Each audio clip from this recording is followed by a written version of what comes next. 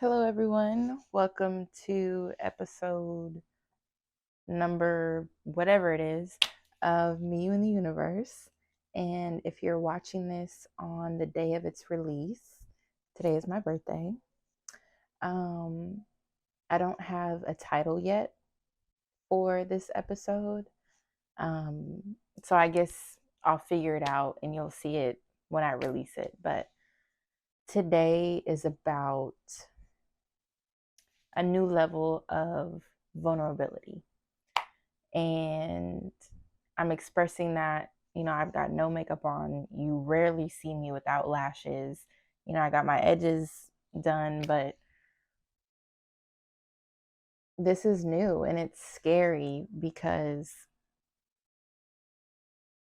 lashes, I guess, add a layer of, like, okay, now I feel beautiful. This thing makes me beautiful. I wasn't beautiful before, but this added layer of beautification makes me feel full.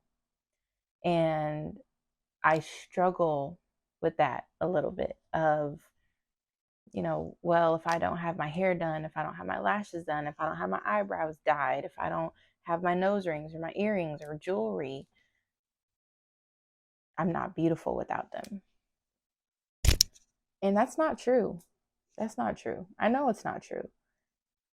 Yet it feels true sometimes.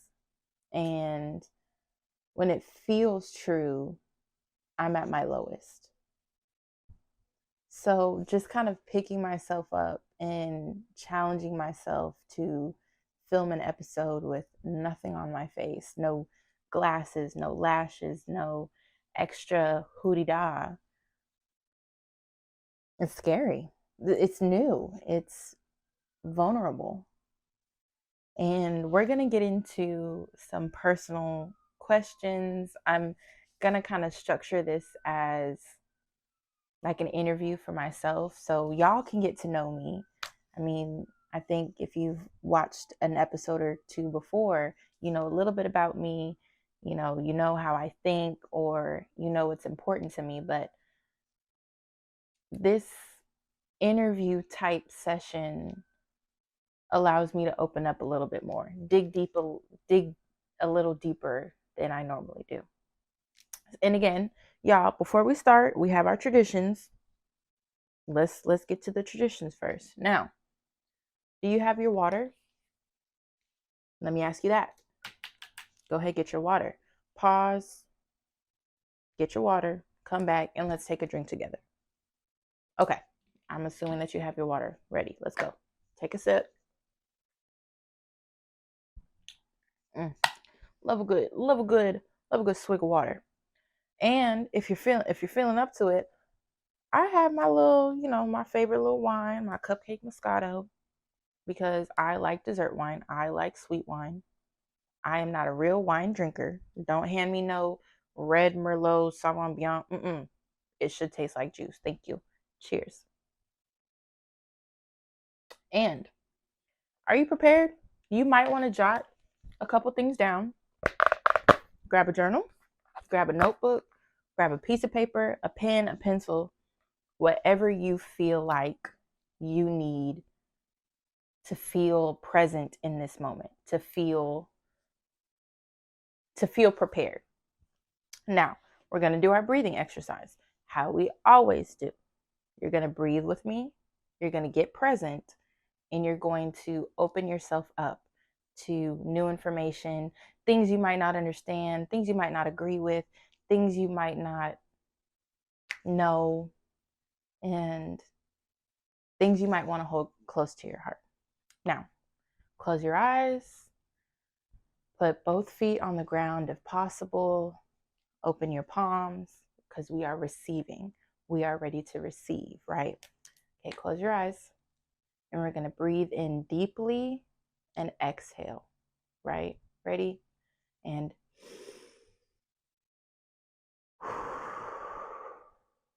2 more times.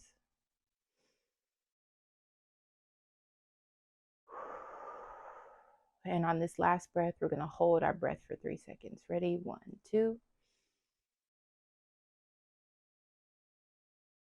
And exhale. Feel all of that tension loosen. Feel that tension in your shoulders drop, the tension in your jaw, wherever other tension you feel in your body. Let's let that go.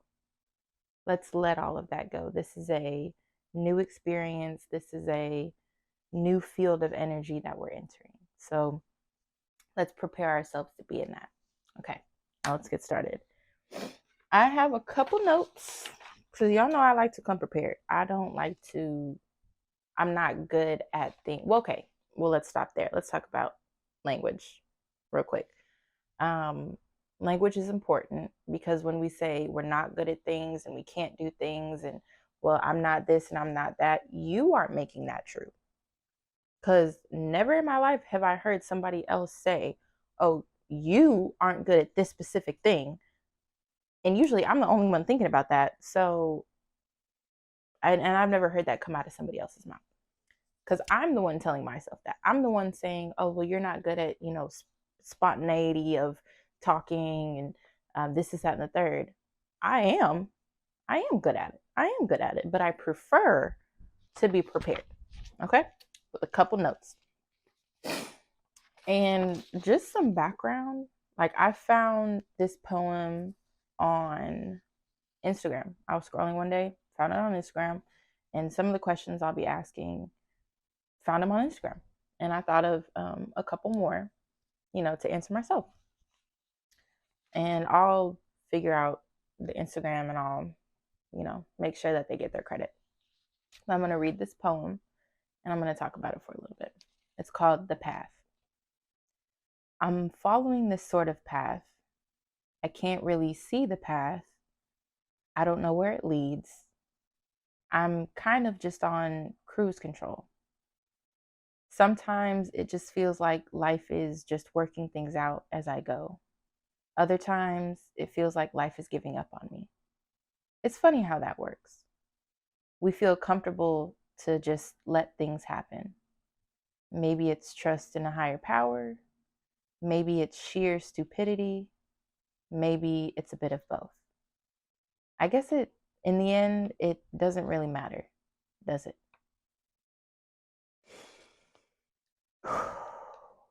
When I first, heard this poem, I was like, wow, okay, I relate because, I feel like I'm just figuring things out as I go. I feel like sometimes I'm just thrown into things and I feel like the world is just kind of pushed me to the side sometimes. Like, feeling like life is giving up on me. And then I think about in those lowest moments, in those low moments of darkness and those low moments of feeling like I have no one and the world is giving up on me and everything is on my shoulders all the time and I feel unsupported and supportless, if that's a word. Today it's a word. But none of that is true, right? It may be, again, it may be true in that moment. It may be true that, life might be throwing things at me. But everything in my life, everything I have gone through has prepared me to be in this moment. Something I went through 10 years ago I might just now be understanding why it happened. And trusting in this higher power, trusting in God, Allah, the universe, whatever, you call it, whatever you feel comfortable calling it, that's where I go back to every time. That's where I go. I'm like, okay, well, this isn't happening for just any reason. This is not just some random occurrence. This is meant to happen. I got my heart broken however many years ago to be in this moment of preparedness and say, okay, my heart is broken again, but I love myself enough. I am the love of my life. I am the love of my life, right? I'm going to say that one more time. I am the love of my life. Everything I do, and I think I said this a couple episodes back, that my life is not just my own. And that's another part of the whole cycle of things happening years and years ago that I didn't understand then, but now I do.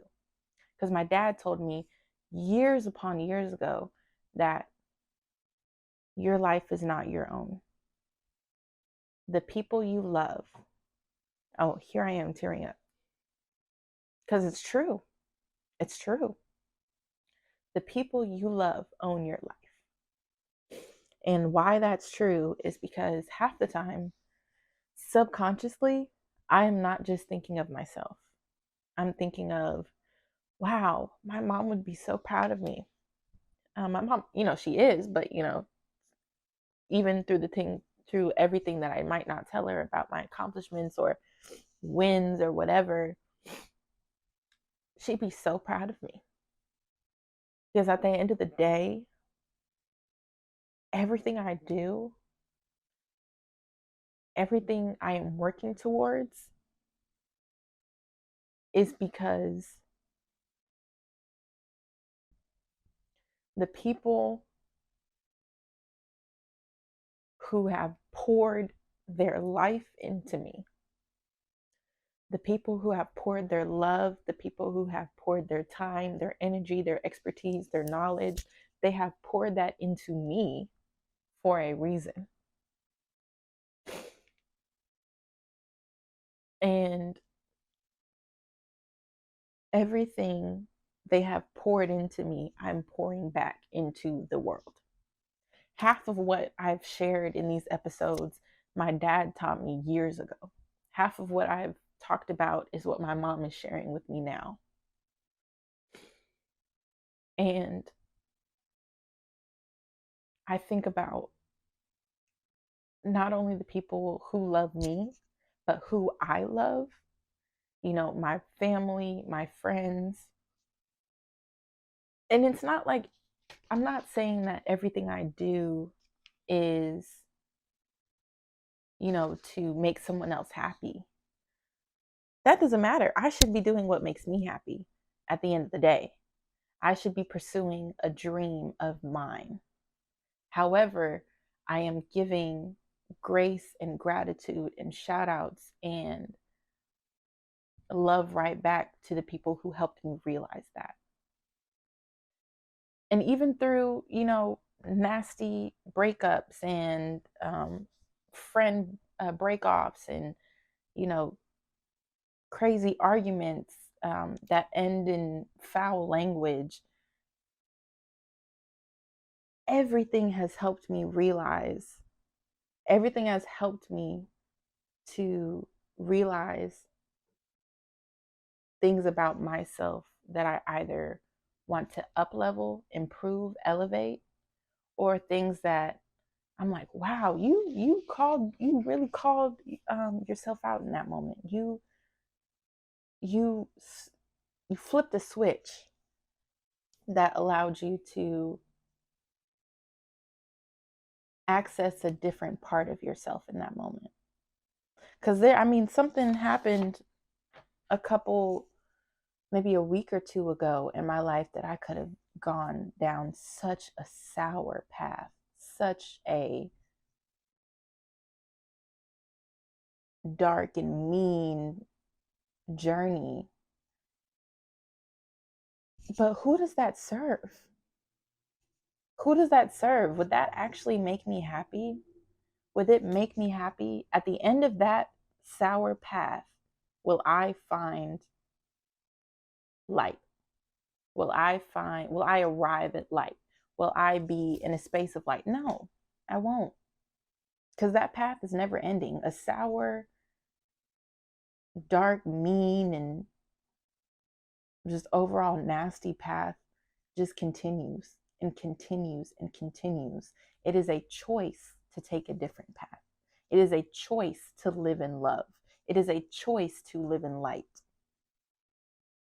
And all of that to say, all of that comes back to the people I love owning my life.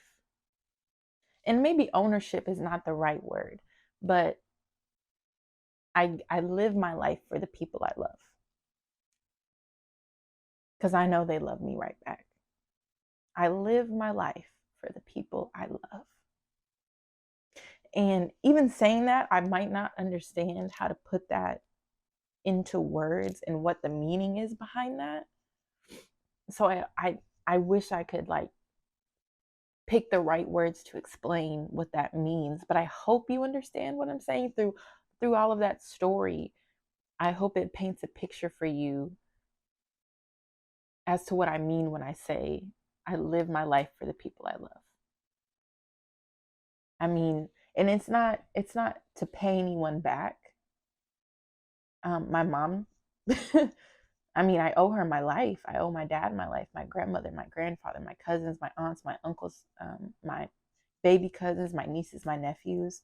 They've never asked for repayment because they give out of love. And that's the vulnerable spot I'm in now of living in love. Because living in love it's a vulnerable place to be in.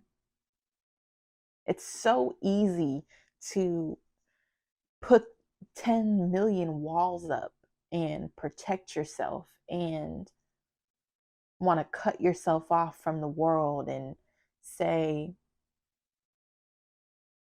well, I'm not ready to grow, so I'm gonna hide, behind this shell, behind this mask, behind this facade, behind this wall of toughness. It's okay not to be tough all the time. It's okay to be soft sometimes. It's okay to feel like shit. It's okay to be sad. It's okay to be angry. It's okay. It's okay to go down a sour path. However, you cannot stay there. You can't continue that path. After a while, isn't it tiring? Aren't you tired of being tough and mad and angry and sour all the time? I know I was. I was. I was tired of looking in the mirror and seeing someone that was choosing not to connect with other people. That was choosing a life of solitude.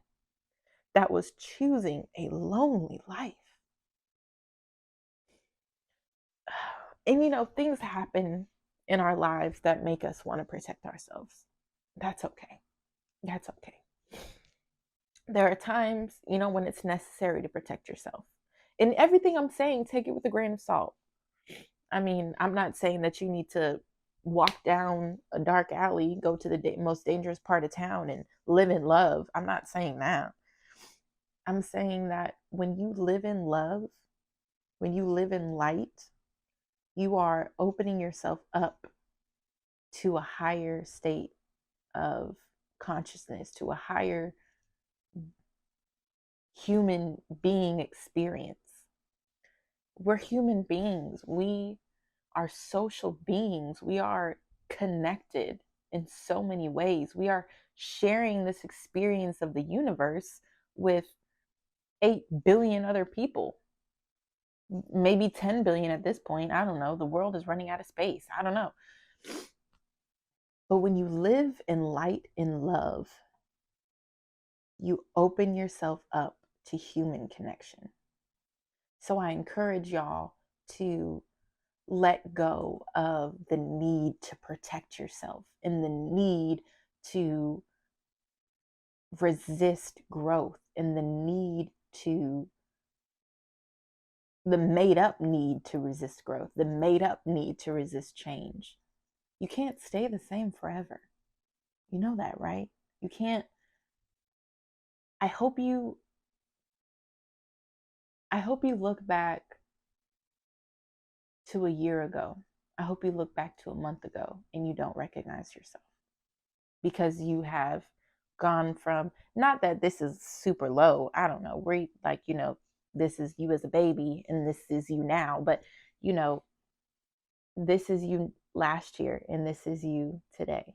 I hope that's what that looks like. I hope you raise yourself from where you were yesterday. I mean, I'm not saying that you need to go through a life-changing experience every day to grow, and life-changing, life-altering, experiences to renew yourself, to not necessarily renew, but rejuvenate, to enter into a new state of being. All it takes is a 2-degree change of when you're doing something new, when you're about to go on a speech, when you're about to meet a new person, when you're about to go on a date, when you're about to hang out with a friend, and you have this little tiny voice in your head that says, well, maybe you shouldn't wear that because that doesn't look good. Ew, look at what you're wearing there. Ew, she has something in her teeth. Ew, this is, silence that. Because when I hear that in my brain now, I'm like, girl, are you really talking to yourself like that? The world is negative enough. You don't need to be negative to yourself right back. The world is full of hatred and full of nastiness. Why do we need to bring that into our safe space? Why bring that into yourself? It's a choice to silence that part of your brain. It's probably always going to be there. I mean, it is for me. I mean, sometimes I look in the mirror and I'm like, ooh, ooh, ooh, ooh, ooh. And I'm like, ooh, why am I being nasty to myself? What did I do to deserve me being nasty to me? Nothing. So why am I being nasty to myself? And then that voice is like, oh, well, but, and I'm like, no, thank you. I'm done with that today. Thank you. So I just encourage y'all to live in light and live in love and think about things differently. Think about things differently, because, and the saying is, if I change the way I look at things, the things I look at change. And I want you to just sit with that for a moment, because that really encompasses, wraps around everything me, you, and the universe is about. Okay, now let's get into the interview portion of our episode today, where you get to learn a little bit about me. Not only do you know that my birthday is on February 1st, the first day of Black History Month, the first real day of Aquarius season. Shout out to all February Aquariuses. January Aquariuses, y'all are cool. I guess y'all are still Aquariuses, but the real ones know. The real ones know February is the real Aquarius month. Thank you. Okay, now let's get started, because I love these questions. I have about 10 questions. We might not get through all of them, and that's okay. That's what we're here for. Like the poem The Path said, we just kind of let things happen sometimes. And this is one of those moments where we let the flow find us. We're going to take another sip of our yummy juice. Okay. And I want you to, think about these questions for you too. Like, this is not just for me to answer. This is something you can use to get to know yourself a little bit deeper as well. Okay. If you were in a room with everyone you ever met, who would be the one you'd look for? I probably look for my dad. He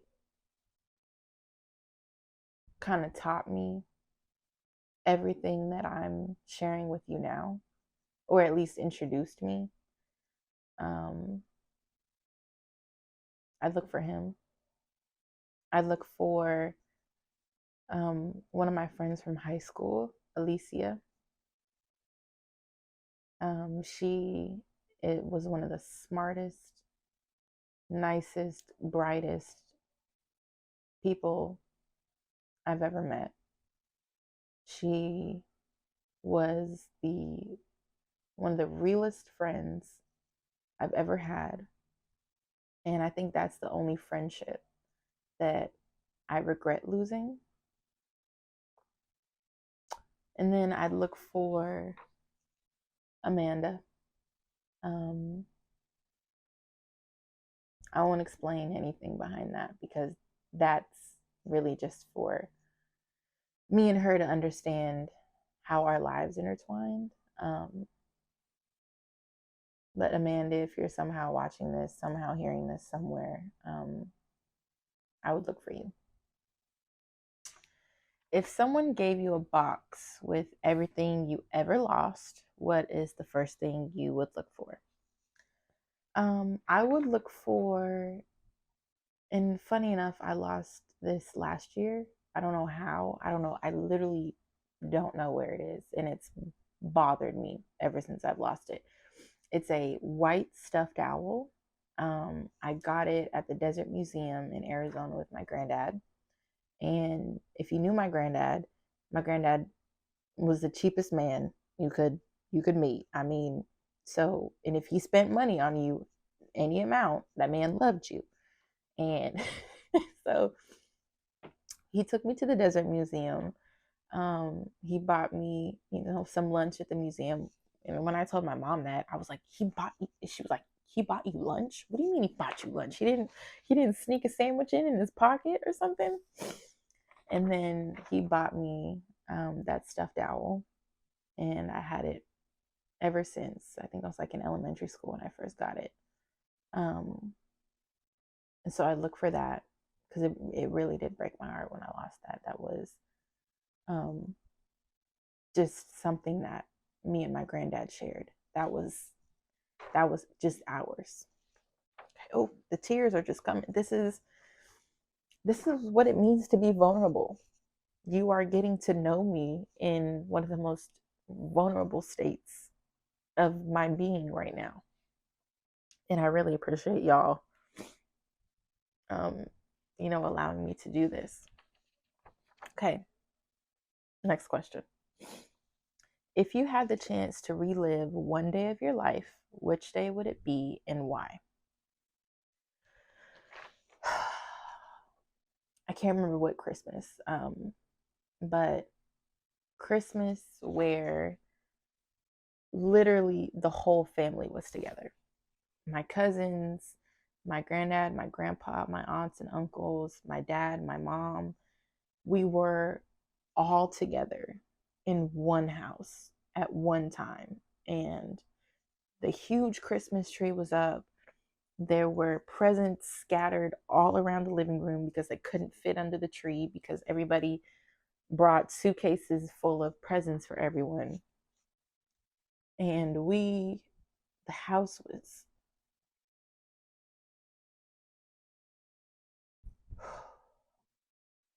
house was filled with so much laughter and love and joy. And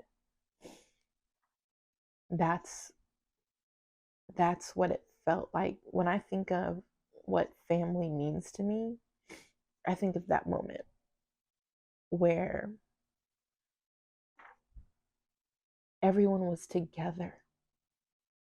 There wasn't an argument about, who got this, who got that, and, who did this, who did that, who does this now, who did it before. It was just human beings connecting over food, over drink, over gifts, over just pure love for each other. So that was probably one of the most beautiful moments that I can recall from my childhood. Okay. Whew. Whew. If you could receive a letter from your future self, what advice or insight would you hope to find in it? I don't want to know anything about the future. I don't. Um, the future at certain levels is scary to think about, but I let it be scary. Some things are just scary. Um, and that's kind of exciting. Like it's kind of exciting to be scared, and it's kind of exciting to not know what's going to happen next, and to try and build a path to what you want, and building that path brick by brick. We're building the plane as we're flying it. It's terrifying, frankly, to think about, because at least for me, I like things structured. I like schedules. I like notes. I like outlines. I like, you know, having things planned out to the T. And for someone like that, or, someone like that, me, to just kind of be okay with not knowing is terrifying. It puts real fear in my heart. But again, it's exciting because I don't know what's going to happen. I don't know. I can only plan out the things I can. And then everything else, I got to leave it up to the universe. Like the poem says, we just kind of have to trust in a higher power that things are going to work out. And that's something I just want to quickly share is I really hope you believe that everything works out for you all the time and nothing is working against you. Because for me, I mean, nothing is working against me. Every aspect of my life is a wheel connecting and turning to bring me to where I want to be. Everything happens for a reason. And sometimes we have to go through exponential change and some of the darkest moments, some of the brightest moments to be able to build that path, right, to where we want to be in life. We have to endure the human experience to reach that goal. Everything is working out for me. Everything is working out for you in this moment, all the time, for you. Nothing is working against you ever. No weapon against me shall prosper. Okay? Thank you. But, it would be nice if, I got a letter from my future self. It would be nice to hear that we are shedding some tears today, aren't we? Golly. It would be really nice to hear from my future self that you're doing great. You're doing great, and you are where you need to be. And to keep going.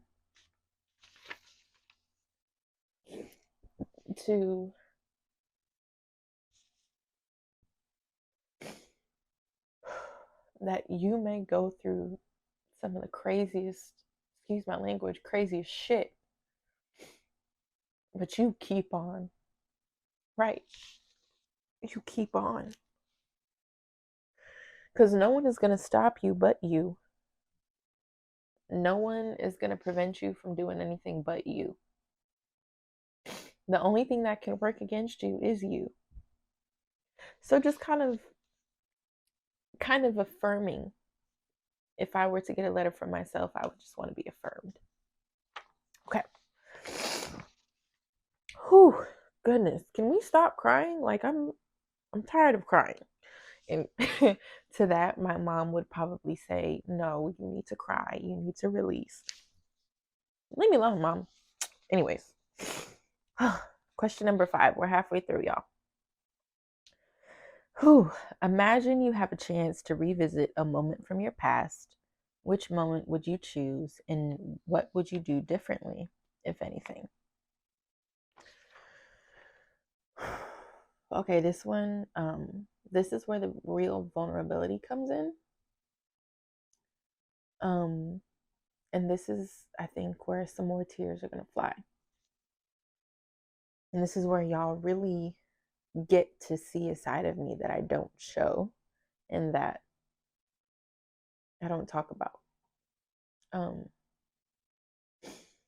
So my dad died in 2014, 2015, I think. And however you want to view it, I have a gift from my mother's side and I have a gift from my dad's side. My mom's side gave me the gift of dreaming. My dad's side gave me the gift of insight.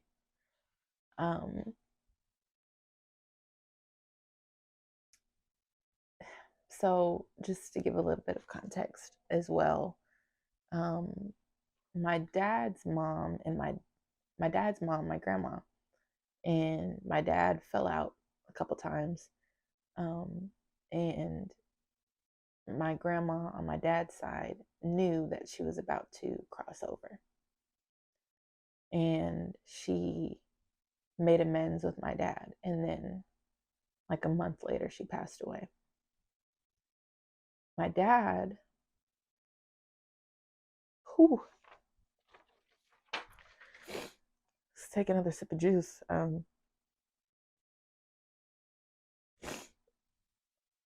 My dad, he knew he was about to pass.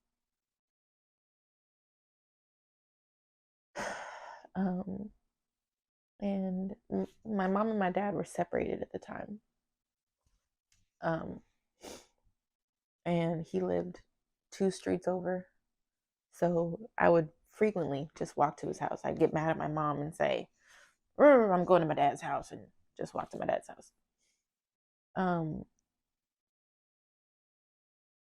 So my dad came over out of the blue.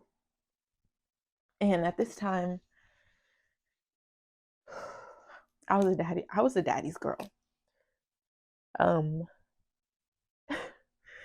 But I was so much like my dad that we argued and we fought all the time.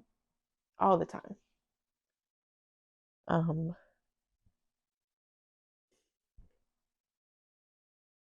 And at this time we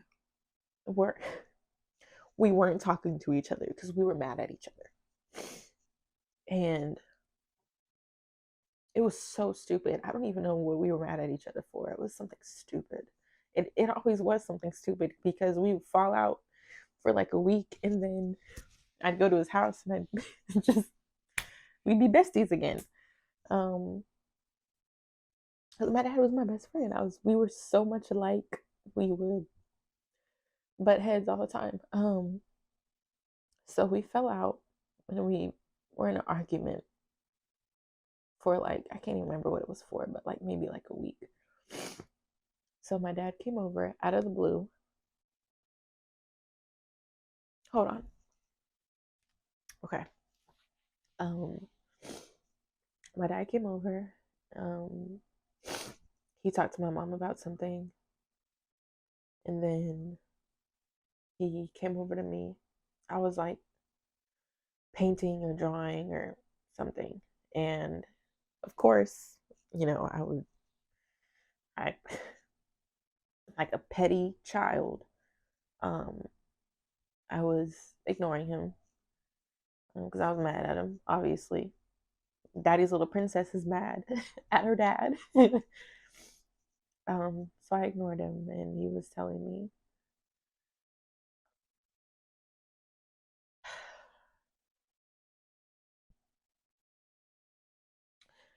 he was telling me how much he loved me and that he'd always be there for me and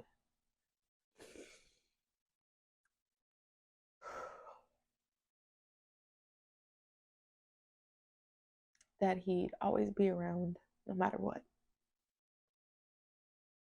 And that he loved me always. And then he did our hand sign, which is this, which means I love you. And we had a handshake. And I said, okay, Dad, I love you too. But I didn't do our handshake. I didn't do our handshake. And so then he gave me a hug. He passed away later that night. And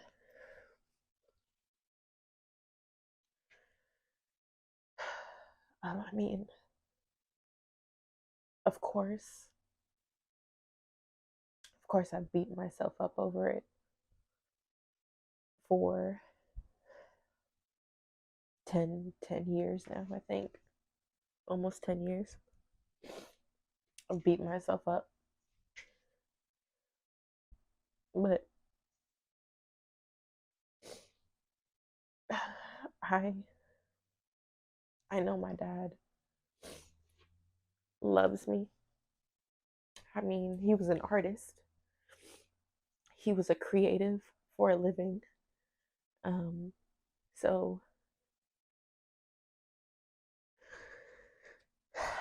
So anytime I see a sunrise or a sunset or something beautiful, I know that my dad created that for me. That my dad showed me that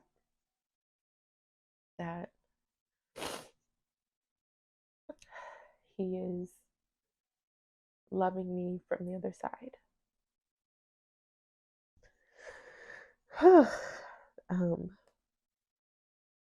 Yeah, so I would, if I could go back in time and not act like a petty child and kind of just do our handshake with my dad, hug him a little tighter, I would do that differently. Yeah. I have never been this vulnerable before. That's something I've never shared. But the reason I know I can share it now, like I know I said I beat myself up, but I know my dad has forgiven me. I mean, even in that moment, he was just full of love and full of light. And I've forgiven myself. It's still it's heartbreaking to talk about. As you can see, I'm still bawling tears right now. But as my mom would say, it's okay to cry. But yeah, and then instead of focusing on, that part of my relationship with my dad, I think about all the goofy shit we did. I mean, my dad was the type to literally like wake me up at like 1 or 2 o'clock in the morning and say, "You want to go get an ice cream cone?" So yeah, I love my dad. My dad loves me. Um, he's one of the best people in this whole world, and I love him a lot, and I love him forever. Okay, that was question 5. We took like 20 minutes to answer that question, but thank y'all for sticking through. Okay, on to a little bit happier questions. If you had to define your purpose in one sentence, what would it be, and how does it influence the choices you make in your daily life? I don't know. I don't think you can. Can you really define life's purpose in one sentence?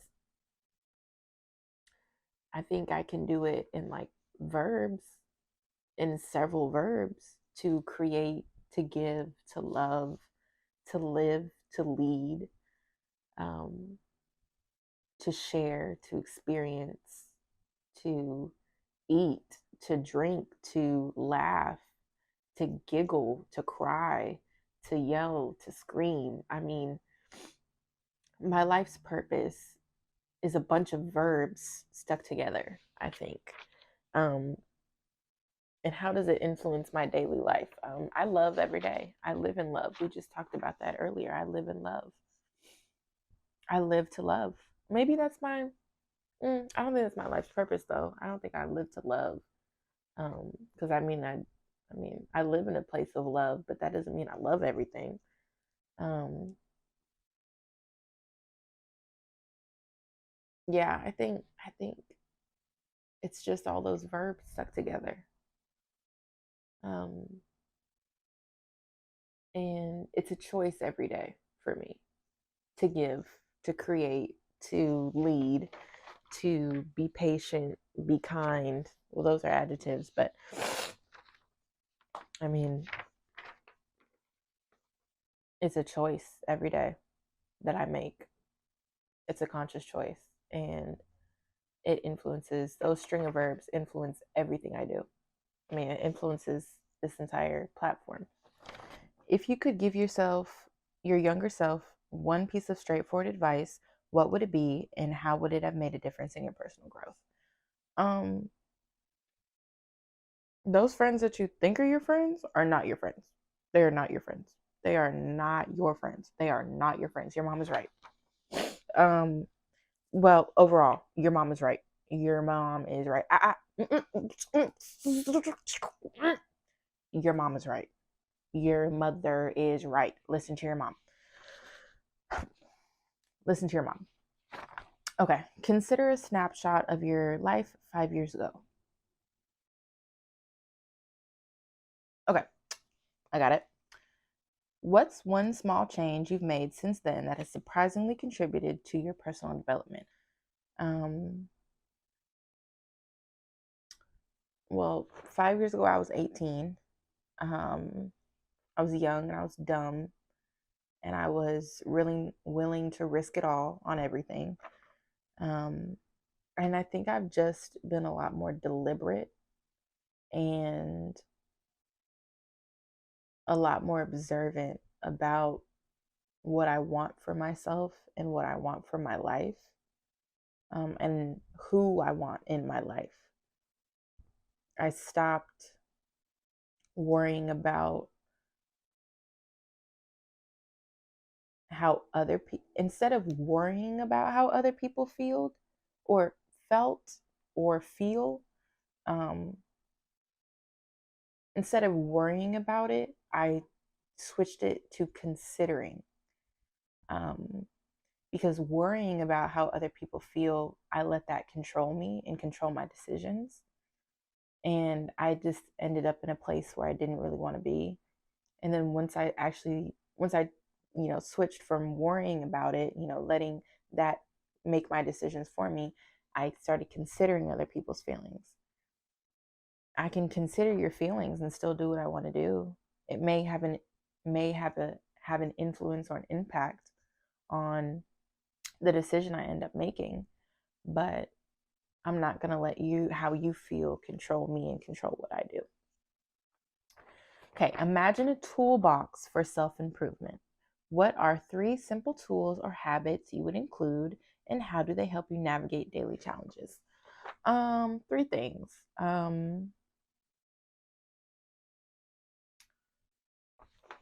I actually, hold on, because I have the book right here. I would love for y'all to get this. It's at Target, 30% off. It's called Make Your Bed. And okay, and I'll read the back so you understand what I'm saying. If you want to change the world, start off by making your bed. If you make your bed every morning, you will have accomplished the first task of the day. It'll give you a small sense of pride and it will encourage you to do another task and another and another. And not that we are, robots and we need to complete a task and complete a task, but we have things to do every day. We don't, well, most of us don't wake up every day and have nothing to do. Most of us have shit to do, right? So by the end of the day, that one task completed will have turned into many tasks completed. Making your bed will also reinforce the fact that little things in life matter. If you can't do the little things right, you will never do the big things right. And that's also, so make your bed in the morning. Personally, I understand what my dad was, he made me make my bed every morning. And, as a kid, you're like, why do I need to make my bed every day? I'm just going to come home and mess it up anyway. I don't know. It feels good to come home to a made bed. It feels like, I don't know, living in a hotel and somebody came in and cleaned up my room for me and made my bed and made it all cute. Make your bed. And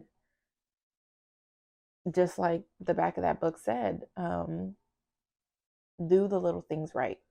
Focus on doing the little things right. And 3, add structure to your life. If you have nothing to do, if you're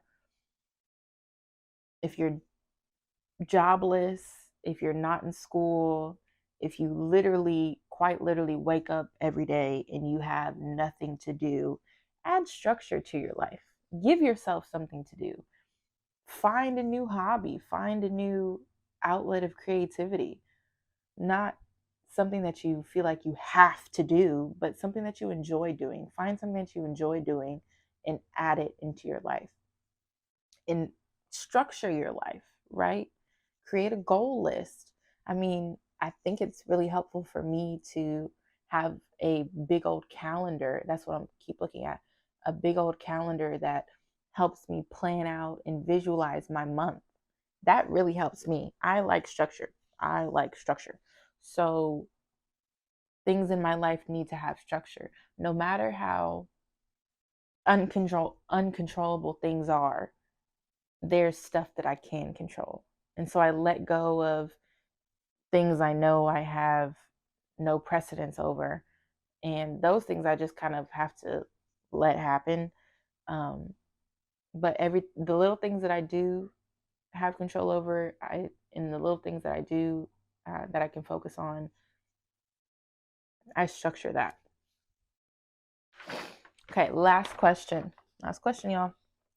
If you could share one piece of encouragement with someone facing a challenge, what simple yet powerful message would you convey based on your own experiences of personal development? And I think I have this written out already in my own little journal. Okay. It is our responsibility as human beings to allow others to be human. It is our responsibility as human beings to allow others to be human. That's one piece. And what that means is people make mistakes. Nobody's perfect. Nobody's perfect, right? People have different paths and different journeys to the same destination. We all, at our core, we all live the same life. We were born, we live, and we die. Different paths, different journeys to the same destination. And it is our responsibility as human beings to let other people experience their humanity, experience their own version of being human. I'm sharing with you my own human experience. I'm sharing with you my understanding of the universe, but I have no control over you. I can't control whether you watch this entire podcast or you paused it or you listened to 5 seconds of it and turned it off. I can't control that. It's my responsibility as a human being to let you be human. That's what it is. And the second piece is your definition of happiness, your definition of perfection, whatever that may be, is achievable. It's achievable. It's achievable. It's achievable. You just need to know what it takes. And maybe that starts with making your bed every morning. And my mom, she would say all the time, well, nobody's perfect. Nobody's perfect. Nobody's perfect. Nothing's perfect. Mom, I love you, but I gotta disagree with you there. And I talk, I've had this conversation with my mom before. Everyone's definition of perfect is different. Your perfect is probably not my perfect. My perfect is probably not your perfect. And that's okay. That's okay. But whatever your definition of perfect is, it's achievable. You can reach that. You can have the perfect life. You need to understand your definition of it, and you need to understand what it takes.